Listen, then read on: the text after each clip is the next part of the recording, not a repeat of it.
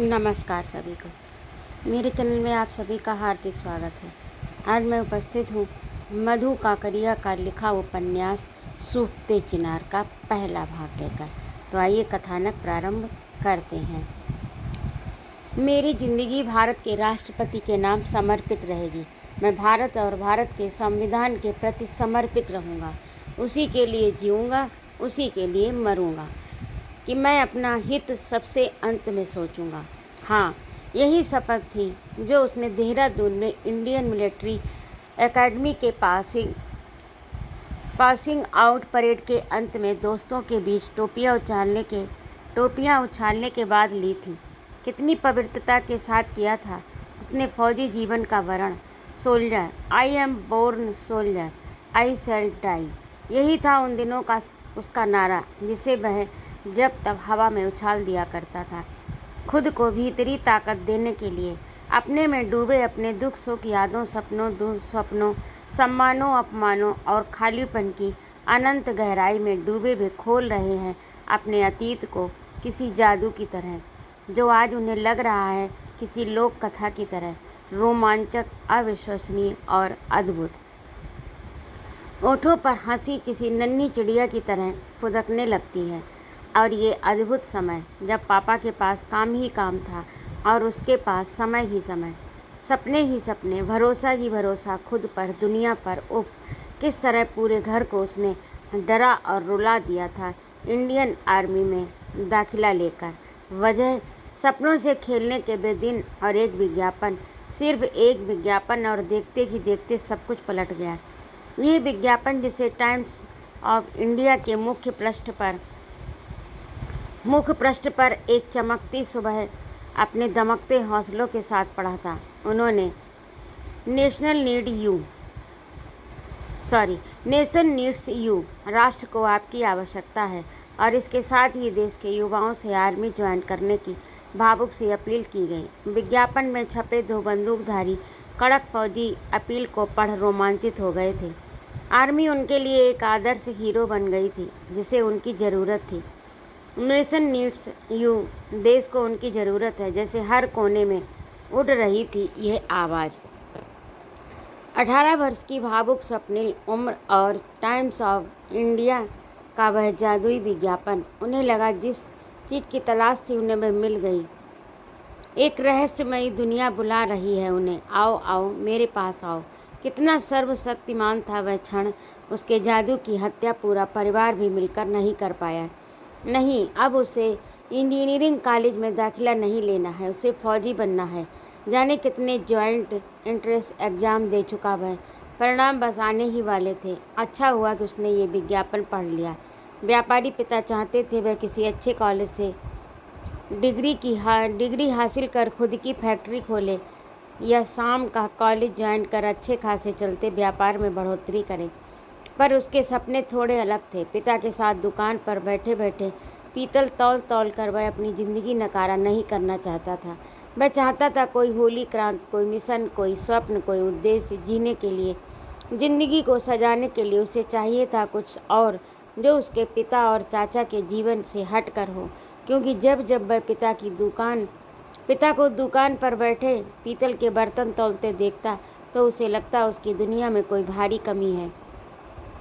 सब कुछ है पर जैसे कुछ नहीं। जीवन है पर स्पंदन नहीं। उसे पूरा विश्वास था कि जीवन के अधूरेपन से, इस अपूर्णता बोध से उसे छुटकारा मिल सकता है तो सिर्फ फौजी बनकर। इसीलिए घर वालों से छिपाकर और दोस्तों से रुपए उधार लेकर उसने फॉर्म भरा था। और जब इंटरव्यू के लिए उसे इलाहाबाद बुलाया गया तो घर पर जैसे बिजली गिर गई। माँ अवाक, पिता यूं उछले जैसे हाथ में भारतीय फौज का लिफाफा नहीं वरन सांप का ठंडा शरीर गिर पड़ा हो। यह क्या मजाक है? इंटरव्यू लेटर को चारों कोनों से घुमा कर पूछा था उसके पापा ने। अपनी 18 वर्षीय उम्र की ताजगी और नए नए अर्जित आत्मविश्वास के गुमान के साथ कहा था उसने, पापा ये मजाक नहीं, मेरा स्वप्न है। मैंने तय कर लिया कि मुझे फौज में दाखिला लेना है। क्या? पिता का दिमाग घूम गया। क्या उन्होंने वही सुना जो समझा, जो उनके बड़े बड़े जो उनके बड़े बेटे संदीप ने कहा। मैंने तय कर लिया है। अरे कल तक जिसे नाड़ा बांधना तक नहीं आता था, आज वह कह रहा मैंने तय कर लिया है। उन्हें लगा जैसे उनका माथा घूम रहा, धरती घूम रही। खुले शर्ट के बटन बंद करते हाथ रुक गए, दम फूल गया। किसी प्रकार खुद को संयत कर पूछा, पर क्यों? क्योंकि देश को मेरी ज़रूरत है और मुझे फ़ौज की। क्योंकि यदि मेरे सपने नहीं सांस ले सकते तो सिर्फ फ़ौज में। यदि और कहीं मैं गया तो घुट घुट कर मर जाएंगे मेरे सपने। क्या? हतप्रभ रह गए शेखर बाबू। क्या इस प्रकार भी भला सोचता है कोई? सोच सकता है? देश को ज़रूरत है, माँ बाप की कोई ज़रूरत नहीं। बित्ते भर का छोकरा और ये साहस दुस्साहस। चीर जाने वाली ठंडी निगाहों से देखा उन्होंने पुत्र को। दिमाग ने तभी यह भी सिग्नल दिया, और जोर लगाओ। इस बार दूसरी तरफ से कलाई मरोड़ने की चेष्टा हुई। क्या जानते हो तुम फौजी जीवन के बारे में? देखा है किसी फौजी को? कितनी कठोर लाइफ होती है फौजियों की, और मिलता क्या है एक फौजी अफसर को? मेरे एक व्यापारी का भतीजा फौज में मेजर है। चलो मिला देता हूँ उनसे। अपनी बेटी को जन्म के 1.5 साल बाद तक भी देख नहीं पाया था। वह छुट्टी ही नहीं मिली थी। 10 वर्ष की नौकरी के बाद भी जितना उसका बाप महीने भर में कमा लेता है, उसके बेटे को साल भर में भी नहीं देती सरकार। तुम पैसे को महत्व नहीं देते क्योंकि तुमने कभी दम घोटू अभाव और संघर्षों का जीवन नहीं जिया ना, इसीलिए कह दिया मेरे गुजारे लायक दे देगी आर्मी। अरे मुझसे पूछो कैसे पैसा जोड़ जुटाई है ये सुविधाएं। कभी 10 पैसे बचाने के लिए सियालदह से कॉलेज स्ट्रीट तक पैदल जाता था। तुम्हारी दादी मंदिर जाती थी तो रास्ते में पड़ा गोबर उठा लाती थी कि उपले बन जाएंगे। अरे फौज में वही जाता है जिसके लिए दूसरे सारे रास्ते बंद हो चुके होते हैं, यह जो ज़िंदगी को बट्टे खाते लिख चुका होता है। तुम्हें क्या कमी जो तुम मरने को, गोली खाने को फौज में जाओगे? पिता की आंखों में बेटे के लिए उठती पीड़ा के समुद्र को देख लिया संदीप ने। वह संजीदा हुआ। पिता को समझाने की फिर एक कोशिश की उसने। हाँ, आप सही हो सकते हैं पापा। फौज में मुझे वो सुख सुविधाएं नहीं मिले जो आपके व्यापार या दूसरी नौकरियों में मिल सकती हैं। ये भी हो सकता है कि फौजी ज़िंदगी मेरे सपनों की ज़िंदगी न बन पाए, पर ये ज़िंदगी उस ज़िंदगी से ज़रूर अलग होगी जो आप जी रहे हैं। नहीं पापा, आने वाली ज़िंदगी शकल की चाहे जैसी भी हो, पर मैं आप जैसी ज़िंदगी नहीं जीऊँगा। ये फैसला मैंने कर लिया। फैसला कर लिया है। शब्द फिर चाबुक की तरह उनके पितृत्व के सीने पर पड़े। उनके जबड़े भिंच गए। लगा कि बेटे के हाथ पूरी तरह ही ठगा गए हैं। वे बौखला गए। उफ, सुख जब घर में पूरी तरह आसन मारकर बैठ गया तो फिर नियत ने ये कैसी पटकनी दी? क्यों दी? क्या ये उनके सुखी संतुष्ट जीवन के अंत की शुरुआत है? वे सोचने लगे, पिछली 7 पीढ़ी में घर का कोई लड़का फौज में तो क्या नौकरी तक में नहीं गया। हाँ, एक पीढ़ी पूर्व उसकी बहन ने जरूर लीक से हटकर निर्णय लिया, मैं साध्वी बनूंगी। क्या उसकी बुआ के ही जीन्स आ गए हैं इस लड़के में? उन्होंने फिर निर्णायक स्वर में कहा, तुम फौज में नहीं जाओगे। शेखर बाबू तल्ख हुए तो पुत्र के भी जीन्स बदले। उसने भी अपना जवाब फिर चाबुक की तरह हवा में लहराया, इट्स माई लाइफ पापा, इट्स माई डिसीजन। पापा, आप तो पौराणिक कथाओं में रुचि रखते हैं ना? क्या आप जानते हैं कि महाभारत में एक जगह श्री कृष्ण कहते हैं कि हर इंसान को अपनी कर्म भूमि के पत्थर खुद ही तोड़ने पड़ते हैं? तो क्यों ना वह कर्म भूमि मेरे सपनों की कर्म भूमि ही हो कि पत्थर तोड़ते भी आनंद का एहसास बना रहे। भाड़ में जाओ। क्रोध और आवेग में कांपने लगे थे शेखर बाबू। अभी तक तो सुनते ही आए थे ज़माना बदल गया, बच्चे बड़ों का लिहाज नहीं करते, पर खुद के घर की फिजा ही इतनी जल्दी बदल जाएगी स्वप्न में भी नहीं सोचा था उन्होंने। उन्हें लगा बेटे ने अपना जवाब नहीं वरन उनके वजूद को ही हवा में उछाल दिया है। घर की दिशा दिशा में जैसे एक ही वाक्य रह रहकर गूंज उठता था, it's my life my decision. उस रात न कुछ खाया उन्होंने, न किसी से कुछ कहा, बस बंद कमरे में मुंह ढांपे औंधे पड़े रहे वे। रात माँ ने संदीप के माथे पर हाथ फेरते हुए उसे अपने ढंग से समझाया, अपनी ममता का वास्ता दिया। बेटे, तुम घर के बड़े बेटे हो, तुम चले गए तो सिद्धार्थ को कौन संभालेगा? पापा को तो बिजनेस से ही फुर्सत नहीं मिलती, मुझे कौन देखेगा? सिद्धार्थ की चिंता मत करो माँ, अब वह बच्चा नहीं रहा और यूं भी वह बहुत तेज है। उसने तो मेरे निर्णय का स्वागत ही किया है। रही बात तुम्हारी तो तुम चिंता मत करो, जब तुम्हें मेरी ज़रूरत होगी तुम मुझे अपने करीब पाओगी। और माँ खामोश हो गई, समझ गई इस बाढ़ को रोकना फिलहाल किसी के बूते का नहीं। इसने तो जैसे अपने गले में पट्टी लटका ली थी। Indian army. जाने किसने कह दिया कि संदीप को जाने किसने कह दिया था संदीप को कि तुम्हारा वज़न ज़्यादा है, तुम तो फौजी के लिए जाने वाले इंटरव्यू में ही रिजेक्ट कर दिए जाओगे, क्योंकि आर्मी को चाहिए एकदम कड़क छरेरा चुस्त बदन, शेर सी कमर। बस उस दिन से ही दिन भर धूप और शाम चूल्हे के सामने खड़े रह रहकर उसने सुखाया अपने भीतर का अतिरिक्त जल। बेटे को धूप में खड़े देखते तो मन पर खरोच पड़ जाती। शेखर बाबू के भरोसा अनाथ हो जाता। पिता की गुहार, माँ के आंसू, किसी का कोई मोल नहीं इस छोकरे के सामने। हल्की सी उम्मीद की कोई किरण थी तो यही कि कौन जाने आर्मी के इतने सख्त इंटरव्यू में ही रिजेक्ट कर दिया जाए जनाब को। आखिर है तो बनिए का ही बेटा, दिमाग चाहे कितना तेज़ दौड़ा ले पर असल दौड़ में क्या खाकर मुकाबला करेगा वह जाटों और गुरखों का। कर ले एक बार मन की, वहाँ से रिजेक्टेड होकर आएगा तो सारी फुटानी निकल जाएगी, भाग खड़ी होगी सारी कड़क, सारा आत्मविश्वास दुम दबाकर भाग जाएगा आर्मी का भूत। बस उम्मीद के उस आखिरी रेशमी खरगोश को बड़े जतन से हाथों में पकड़े पकड़े खड़ा था सारा। 10 दिनों तक इंटरव्यू चलता रहा, लिखित और मौखिक दोनों तरह के इंटरव्यू। ढेर सारे इंटेलिजेंट टेस्ट, रीजन और लॉजिक की जांच करता, IQ रेट टेस्ट, कैसा इंसान है कि परीक्षण के लिए कई मनोवैज्ञानिक टेस्ट, टीम स्पिरिट जांचने के लिए कई group interview, group project, group activities, group discussion, extempore competition, ये जांचने के लिए कि बिना पूर्व चिंतन के आप कैसे अपने विचारों को अभिव्यक्ति दे पाते हैं, कहीं अभिव्यक्ति लड़खड़ा तो नहीं जाती। और अंत में सबसे बड़ा टेस्ट, फिजिकल टेस्ट, शारीरिक सामर्थ्य और साहस की जांच करता फिजिकल टेस्ट। आप दौड़ रहे हैं, सामने नाला, कितने साहसी हैं आप, कहीं नाला देखकर डर तो नहीं गए। सारे छोटे मोटे पहाड़ों को पार कर जब राहत की सांस ली संदीप ने तो पता चला कि असली हिमालय तो सामने खड़ा है। 3 एजेंसियों की सम्मिलित बैठक, इसमें पास होने पर ही आप फाइनल मेडिकल टेस्ट के लिए योग्य घोषित होते हैं। संदीप के बैच के 33 उम्मीदवारों में से सिर्फ 3 उम्मीदवार ही फाइनल राउंड तक पहुंच पाए थे। आधे से अधिक सेमीफाइनल से पहले ही मैच से बाहर हो चुके थे। और अब अंतिम टेस्ट, मेडिकल टेस्ट। लगभग सारे मेडिकल टेस्ट पास किए उसने, बस एक जगह गाड़ी अटक गई, नाक की हड्डी थोड़ी टेढ़ी पाई गई, लेकिन ये कोई भारी भरकम अड़चन नहीं थी। उससे कहा गया कि महीने भर के अंदर वह नाक की माइनर सर्जरी करवा ले। घर आते ही छोटे भाई सिद्धार्थ को साथ लेकर वह खुद ही अस्पताल में भर्ती हो गया, नाक की हड्डी सीधी करवाने के लिए। एक छोटा सा ऑपरेशन और नाक फिट। उसकी बेताबी फुर्ती को देख पिता को करंट लगा। एक गहरी सांस खींची। आर्मी का जादू सिर पर सवार है, बहुत मुश्किल है अब डोर वापस खींचना। हे बजरंगबली, सवा मन के असली घी के लड्डू तेरे दरबार में।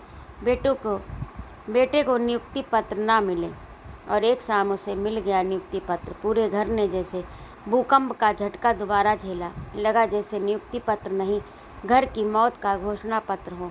संदीप ने वातावरण को हल्का करने की चेष्टा करते हुए कहा, पापा, मैं अपने कर्मशील जीवन की पहली उड़ान भरने जा रहा हूँ और खुश होने के बजाय आप मातम मना रहे हैं। भीगे गले से गीले गीले शब्द निकले। तुम सिर्फ धांसू डायलॉग मार रहे हो, भावनाओं में बह रहे हो। तुम में जोश जरूर है पर होश नहीं। आर्मी का सीमित आकाश तुम्हें ऊंची उड़ान भरने नहीं देगा। तुम्हारे पंख कतर दिए जाएंगे और तुम कुछ नहीं कर पाओगे। शेखर बाबू के सामने कुछ वर्ष पूर्व 1971 के बांग्लादेश युद्ध की विभीषिकाओं के दृश्य सजीव हो प्रेत की तरह नाचने लगे। कितने गए थे जो कभी लौट कर नहीं आए, कुछ आए तो भी साबुत नहीं आए। दिल बहुत भारी हो गया उनका। गहरे से फिर देख पुत्र को समझाने की फिर आखिरी चेष्टा की। देखो, तुम जो मुझे सांत्वना दे रहे हो ना, यदि मुझे रास नहीं आई आर्मी तो साल भर के भीतर मैं कभी भी वापस लौट कर आ जाऊंगा। यदि साल भर के भीतर मैं किसी भी तरह वापस लौट कर आ जाऊंगा। तो तुम यह जान लो बेटा, एक बार तुम यहाँ से निकल गए तो फिर लौट कर आना तुम्हारे लिए संभव नहीं होगा। बहुत दुनिया देखी है मैंने, इसीलिए कह रहा हूँ कि स्रोत से निकलकर कोई भी लहर वापस उद्गम तक कभी नहीं लौट पाती। फिर तो आगे अनंत समुद्र ही मिलता है। आर्मी का मतलब ही है मौत, विनाश, अशांति और रक्तपात। उसने फिर समझाना चाहा पापा को। पापा, मैं क्या करूं? मुझे बिजनेस से विरक्ति है। मैं अच्छा बिजनेसमैन बन ही नहीं सकता। मेरी मानसिक बनावट वैसी है ही नहीं, हो भी नहीं सकती। मैं ये जानता हूँ, मैंने खूब सोचा है इस पर। मैंने करीब से देखा है आपके और आपके साथियों के जीवन को। एकदम सीधी सड़क, 1000 से लाख, लाख से करोड़ तक पहुँचने की दौड़। मुझे व्यर्थ लगता है ऐसा जीवन जो सिर्फ अपने तक, जिसमें किसी भी प्रकार का ना तो मानसिक और बौद्धिक संतोष हो, न ही एडवेंचर या थ्रिल हो। सबसे बड़ी बात तो यही है कि पापा, मैं जो कुछ हूँ उसे नकार कर यदि आप मुझे तोड़ मरोड़ कर कुछ और बनाना चाहोगे तो मैं विकृत हो जाऊँगा। आपका भी इस अपराध बोध के साथ जीना दुश्वार हो जाएगा। इसलिए अच्छा है कि आप लहरों को अपनी स्वाभाविक दिशा और वेग से बहने दें, धारा को मोड़ने की चेष्टा न करें। जनाब सुन दंग रह गए। शेखर बाबू, भीतर का सूर्य डूबने लगा। डूबती आंखों से फिर देखा पुत्र को। क्या यही उनका बेटा है, अपना खून? क्या सचमुच उनसे कोई भूल हुई? वे समझ ही नहीं पाए बेटों को। वे दिन पर दिन अपने व्यापार में गहरे धंसते गए। उनके लिए वित्त सत्य ही जीवन सत्य बनता गया और बेटा उनके गुरुत्वाकर्षण से छिटक लहर की दूर होता चला गया, लहर की तरह दूर होता चला गया। इस बार उन्होंने अपनी रणनीति बदली। पुत्र को तर्क की बजाय ममता से पटकनी दी जाए। बेटा, ये तो सोचो, हमारी 7 पीढ़ी में से कोई भी फौज में नहीं गया, यहाँ तक कि नौकरी भी शायद ही किसी ने की हो। तुम मुझ पर इस प्रकार एक साथ ये दुगनी चोट नहीं कर सकते। ठीक है, तुम बिजनेस में नहीं जाना चाहते, मत जाओ, नौकरी कर लेना। मैं वचन देता हूँ मैं तुम्हें नहीं रोकूंगा, पर फौज में मैं तुम्हें नहीं जाने दूंगा, हरगिज नहीं। विजेता के भाव से संदीप ने नहले पर दहला जड़ा। पापा, यदि आप अपनी पीढ़ी का इतिहास ही मुझ पर लादना चाहते हैं तो थोड़ा और पीछे हटिए। आप देखेंगे कि हमारे पूर्वज राजपूत थे। हम खुद राजपूत से जैन बने हैं। और राजपूतों में एक समय यह परंपरा थी कि हर राजपूत परिवार अपने बड़े पुत्र को सेना में भेजता था देश सेवा के लिए। तो कृपया मुझे आप जाने की अनुमति दें। सिद्धार्थ को आप अपने अनुसार ढाल लीजिएगा। क्या क्या कहा? उन्हें लगा जैसे वे बेटे को नहीं वरन बेटे के नए अवतार को देख रहे हैं। कब उगाया बेटे का ये नया व्यक्तित्व? पुरखों के जिस इतिहास को उनके माध्यम से बेटे तक पहुंचना चाहिए था, वह बेटे से लेकर उन तक पहुंच रहा है। वह बेटे से होकर उन तक पहुंच रहा है। हे राम, बेटे का वजूद फैल रहा है, फैलता जा रहा, जबकि उनका दिन पर दिन सिकुड़ता जा रहा। बेटे के जवाब से पराजय स्वीकार कर ली उन्होंने। समझ गए बेटे को समझाना उनके बस का नहीं। उसके व्यक्तित्व के पर निकल आए हैं, अब उसे उड़ान भरने से रोकना उनके बस का नहीं। इससे पूर्व की लड़का उनके हाथों से पूरी तरह निकल जाए, अच्छा होगा कि वे उसके सरोकारों और सपनों के हिस्सेदार बन जाएं। रात उन्होंने रोती कलपती पत्नी को भी समझाया, देखो खतरा कहाँ नहीं है, जीना मरना सब ऊपर वाले के हाथ है। हवा के रुख को पहचानो। संदीप को राजी खुशी देहरादून के लिए विदा करो। घरवाले रिश्तेदार ही नहीं, पूरा मोहल्ला विदा करने आया था संदीप को स्टेशन। सचमुच वीर घटना थी मोहल्ले के लिए। व्यापारी परिवार और वह भी मारवाड़ी लड़का सेना में। जिसकी दादी बिल्ली से डर जाती, जिसकी अम्मा छिपकली देखकर भाग खड़ी होती, उस परिवार का वंशज तोप गोला बारूद बंदूक की दुनिया में क्या बात है। कईयों ने उसे हैरत और गर्व से देखा तो कईयों की निगाह में हैरत, हैरानी, तरस खाने का मिला जुला भाव था। क्या देती है आर्मी, इतना पैसा मिलता है उससे क्या बाप जैसी ठाट बाट की ज़िंदगी जी पाएगा वह? मोहल्ले की एक अधबूढ़ी औरत ने अति उत्साह में जब गर्दन हिला हिला कर कहा, वाह, देश सेवा के लिए जा रहा है संदीप, तो बजाय गौरवान्वित होने के शेखर बाबू और उसकी पत्नी का मुंह सिकुड़ सा गया। इस काले समय में देशभक्ति भी शायद पिछड़े लोगों की फितरत रह गई थी। और जब गार्ड ने सिग्नल दिया और ट्रेन हिली तो अपने पापा और माँ को हिचकी ले रोते देख संदीप की भी आंखें छलछला आईं। लगा जैसे किसी ने भीगे तौलिए की तरह आत्मा को निचोड़ कर रख दिया। उफ, कितनी जानलेवा होती है अपनत्व की ये डोर, जिनसे भागकर दूर चला जाना चाहता है वे ही आज चला चली की इस बेला में कितने बेग से खींच रहे हैं अपनी ओर। सही में मन जो न कराए सो थोड़ा। काश उसे समझाने की बजाय घर वाले उसे समझ पाते कि वह अपना जीवन पिता की तरह पाई पाई का हिसाब रखने, तेजी मंदी खेलने, पीतल तौलने या फिर किसी प्राइवेट फर्म के बास की मनहूस शक्ल देखने की बजाय राष्ट्र की सुरक्षा कर सीमाओं की चौकसी में बिताना चाहता है। पर ये गाड़ी क्यों नहीं चल रही? इससे पहले कि भावनाओं का भार असह्य हो जाए, वह कच्चा पड़ जाए, परिवार के सामने गाड़ी को चल जाना चाहिए। उसका मन किया वह खुद धक्का लगा दे ट्रेन को। पूरा महीना निकाल दिया उसने परिवार को झेलते, उनसे झगड़ते, पर विदा के ये 15-20 मिनट चट्टान की तरह उसके वजूद पर भारी पड़ रहे थे। जब उसे लगा बस अब गाड़ी चलने वाली है, उसने माँ पापा के चरण स्पर्श किए तो पिता ने अंक में भरते हुए उसे फिर स्मरण कराया, बेटा आर्मी के अनुबंध के अनुसार जब तक तुम ट्रेनिंग पीरियड में हो कभी भी लौट कर वापस आ सकते हो नागरिक जीवन में। इसीलिए अब भी तुम चाहो तो निर्णय बदल सकते हो। एक बार तुमने अनुबंध पत्र और शपथ पत्र में हस्ताक्षर कर दिया तो फिर नामुमकिन है नागरिक जीवन में वापस लौटना। बोलते बोलते उनके पिता सचमुच रो पड़े। उसके पिता का ये एकदम नया रूप था जिसकी परत उसके सामने खुल रही थी। अभी तक उसने अपने पापा को हमेशा व्यापार में डूबे कर्मचारियों कर्जदारों से सख्ती से पेश आते देखा था। पापा का ये रूप, माँ की लाल लाल आँखों को देख उसके भीतर के ठिठके गहरे पानियों में जाने कैसी लहर उठी जो उसकी सारी मजबूती रेत के ठूह सी ढह गई। ट्रेन के चलने के पूर्व ही वह अपनी सीट पर चला गया। चला चली की बेला में कच्चा नहीं पड़ना चाहता था वह। और जब गाड़ी सचमुच चल दी तो उसने सुना माँ उसकी खिड़की के पास खड़ी शीशे के उस पार चिल्ला रही थी, संदीप संदीप दरवाजे तक आओ। पर वह बाहर नहीं निकला। भीतर चलती आंधियों को रोके रहा। वह इस क्षण पराजित हो गया तो सारी जिंदगी अपनी इस दुर्बलता के लिए माफ़ नहीं कर पाएगा स्वयं को। उफ, कितना रहस्यमय है ये मन। जो वह चाह रहा वही हो रहा तो भी वह खुश क्यों नहीं? क्यों हो रहा इतना आकुल व्याकुल? आखिर जब ट्रेन चलने लगी तो दौड़ कर आया वह दरवाजे तक। हिलते हाथ देख उसने ध्वस्त हुई माँ को छोटा भाई सहारा देकर ले जा रहा था। आहिस्ता आहिस्ता देहरादून स्टेशन राहत महसूसी उसने। सामने आर्मी की गाड़ी में लकदक आर्मी ऑफिसर उसे ऑफिसर्स ट्रेनिंग अकादमी ले जाने के लिए। सपना पूरा होने के बाद कैसे जीता है आदमी ऐसे? उसे उत्तेजना और आशंका ने एक साथ दबोचा। अब वह इंडियन आर्मी में है। जहाँ इस ख्याल ने उसे तरंगित किया, वहीं इस सोच ने कि अब वह घर से हजारों मील की दूरी पर है। आगे की सारी उड़ान अपने कंधों पर। क्या सामर्थ्य बटोर पाएगा वह? जाने कैसी ट्रेनिंग हो। बहरहाल अनजाने ही एक उम्मीद भीतर जगने लगी, आर्मी स्वागत करेगी उसका। अखबार में पढ़ा वह विज्ञापन फिर एक बार आंखों के आगे लहरा गया। Nation needs you. अपने चमकते करियर को दांव पर लगा वह यहाँ आया है। इस बात का लिहाज क्या नहीं करेगी आर्मी?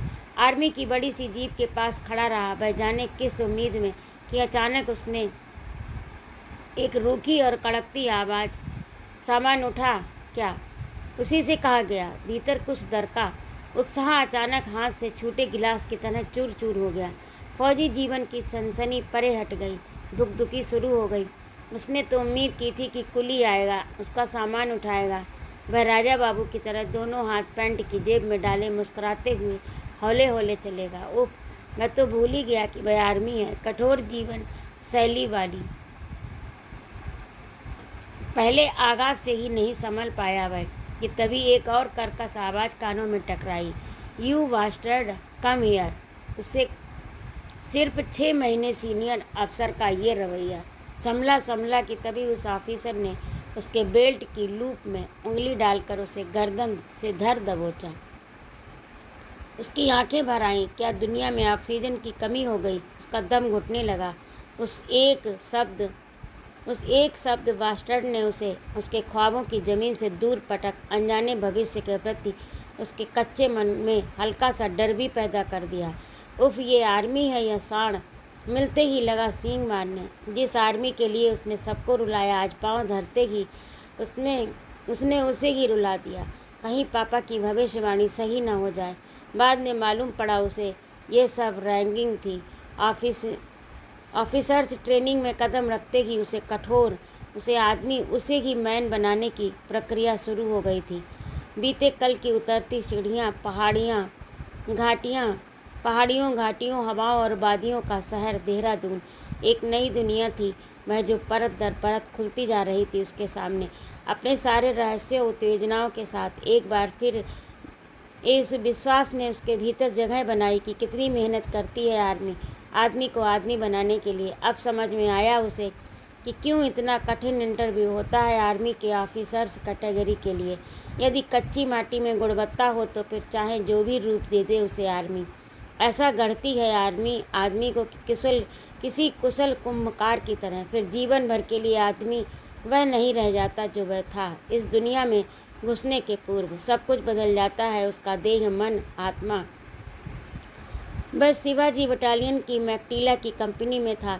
हर कंपनी में 80 ऑफिसर थे। उसका दोस्त गिरिराज रंजीत बटालियन की कोहिमा कंपनी में था।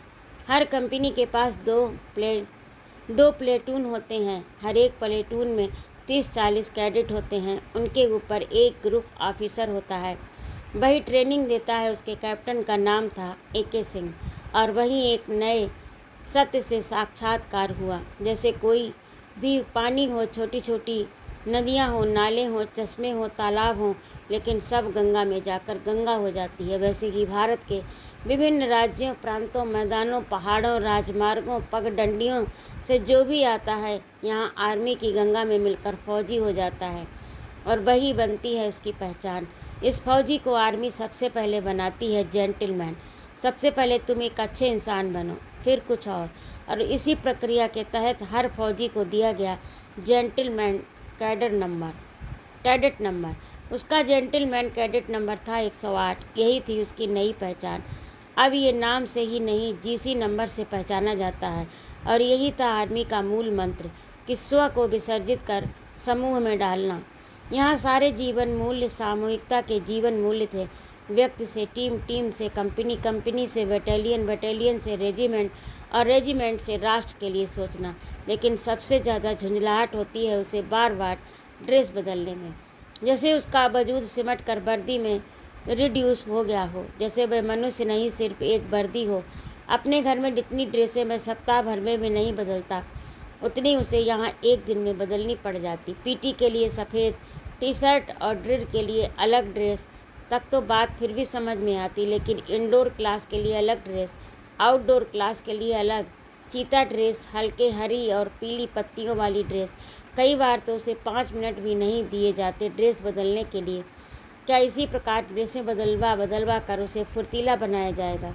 उसके शून्य में यह सवाल किसी नन्हे पौधे की तरह कई बार दिमाग में एक और सवाल उगता। क्या यहाँ आकर उसने कोई भूल की? विशेषकर जब नियमों के खूंटों से बंधी यहाँ की कठोर दिनचर्या, जबरदस्ती रैंगिंग से घबराकर उसकी आत्मा चीत्कार कर उठी।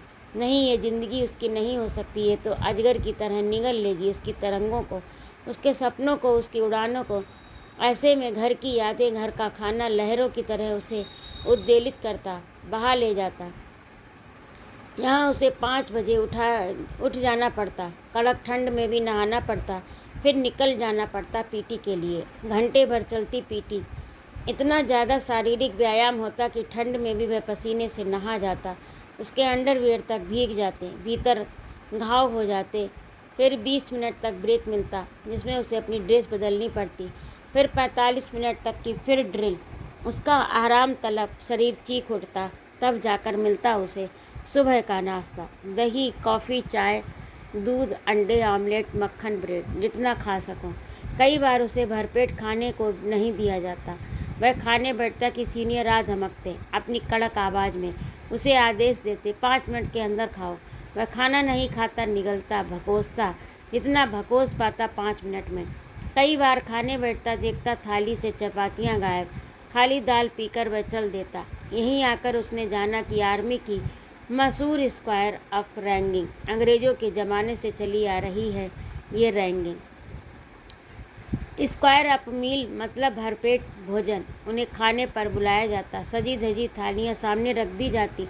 जैसे ही वे खाना शुरू करते, सीनियर आ धमकते। वे खड़े हो सीनियर को सैल्यूट मारते। सीनियर कहते, हवा में चम्मच से स्क्वायर बनाओ।